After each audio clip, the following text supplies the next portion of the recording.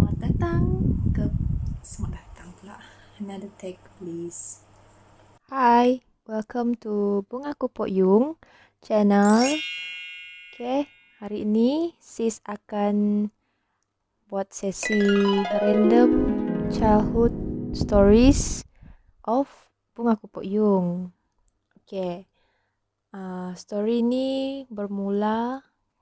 Oh, by the way, terima kasih kepada yang telah subscribe, yang telah like, yang telah tonton. Terima kasih. Oke, sis ini baru lagi dalam bidang buat video dan sharing pengalaman hari-hari yang sempat sis ambil lah untuk rakam dan ditonton oleh anda semua. Oke, balik kepada tadi, random childhood stories by Jung. Kisah ni bermula semasa zaman kanak-kanak Jung, semasa di Miri. Dalam 4 tahun macam tu, umur Jung dalam 4 tahun, 5 tahun, 6 tahun, sampailah berapa tahun lah, 7 tahun sebelum kami sekeluarga berpindah ke Limbang. Jung dibesarkan di sebuah bandar. Masa tu masih Pekan lagi, Pekan Miri namanya, yang juga dikenali sebagai oil town. Sebab merupakan salah satu pekan yang menghasilkan minyak petroleum masa satu ketika dahulu. Jadi agak terkenal masa tu. Cerita ni bermula masa kecil, yang seingat saya lah, yang seingat Jung, iaitu masa tu kami masih kecil, kami tak tahu sangat in terms of sejarah. Bukan tak tahu sangat, tapi macam samar-samar diingatan lah.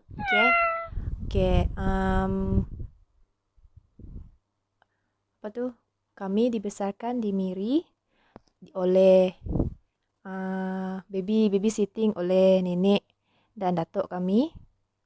Datuk Yung, seorang pesara polis. Nenek Yung juga, dia bukan pesara polis lah nenek Yung, dia cuma suri rumah yang hebat. Hebat sebab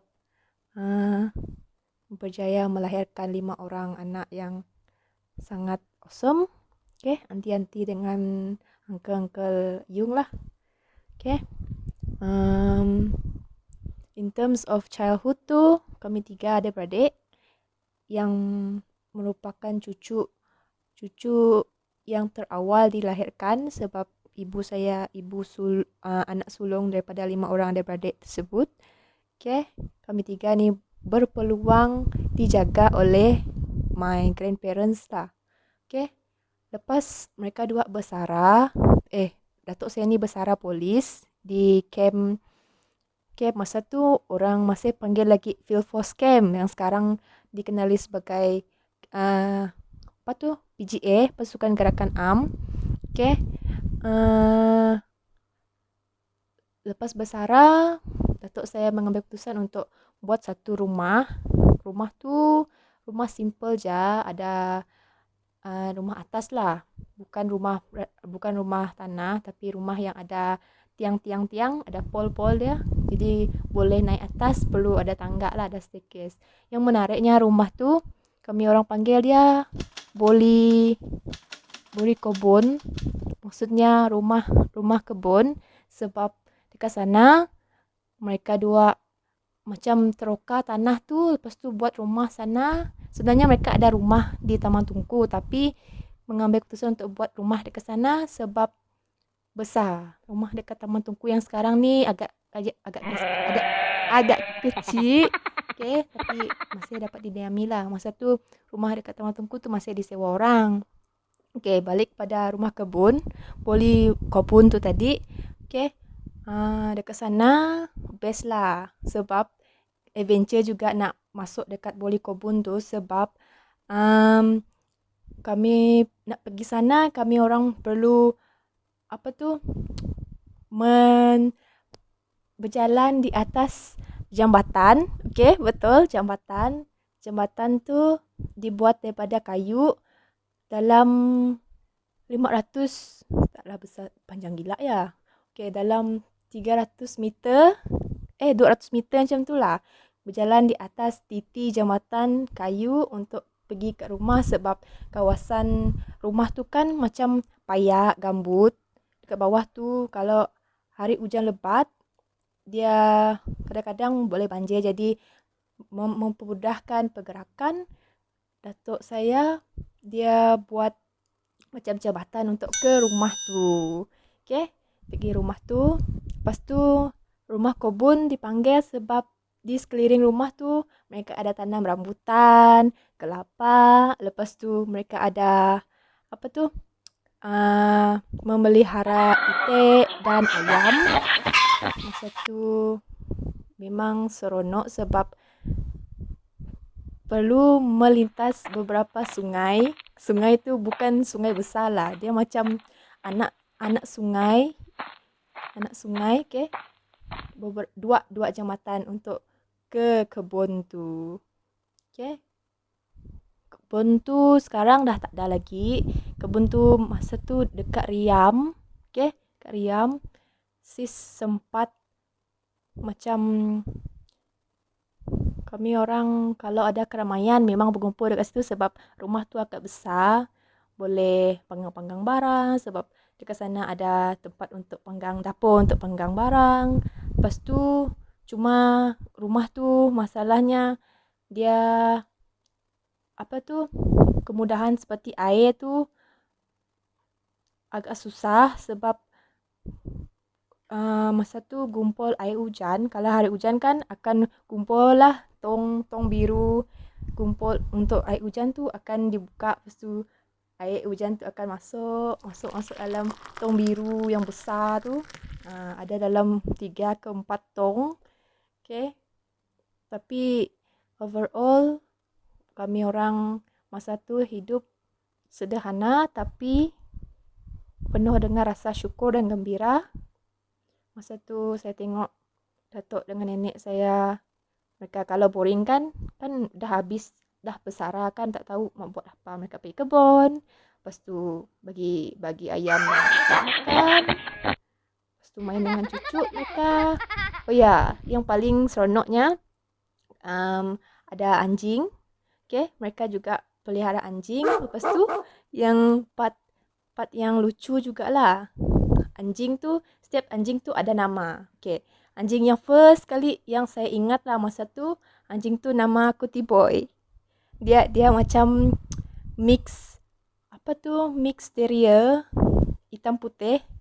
Sepatutnya saya rasa lah anjing tu sepatutnya orang panggil dia Cutie Boy. Tapi kami orang sebut shortcut lah. Nenek saya pun malas dia mau pronounce correctly sebab dia pun tak berapa pandai baca. Dia tak pandai baca tapi dia pandai mengira. Oh, jangan macam-macam. Okay. Dia panggil Cutie Boy. Cutie Boy. Kami orang pun ikutlah Cutie Boy. Lepas tu anjing tu nama Wang Wang. Ada satu ekor nama Wang Wang dengan nama Lolai. Anjing yang nama Lolai tu adalah anjing datang.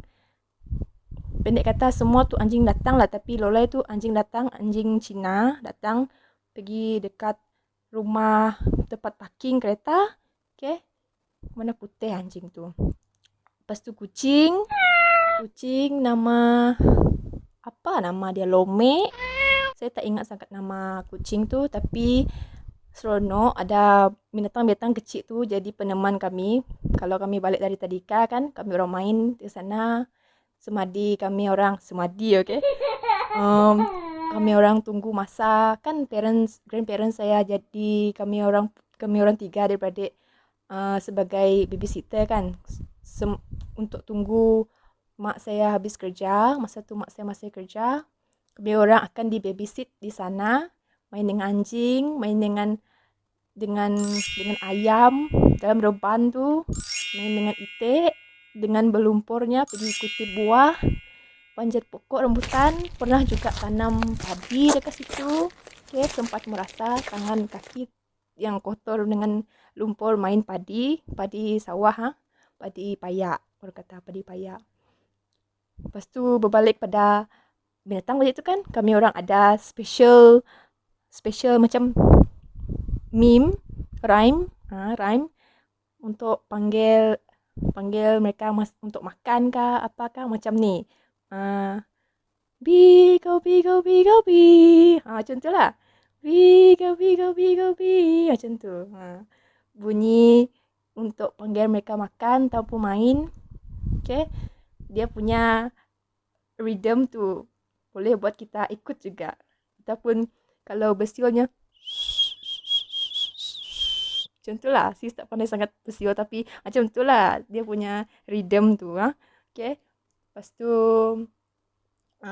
dekat sana rumah tu ada mula-mula rumah tu ada 2 bilik saja, and then year by year rumah tu diperbesarkan. Lepas tu ada 2 lagi bilik tambahan, jadi 4 bilik.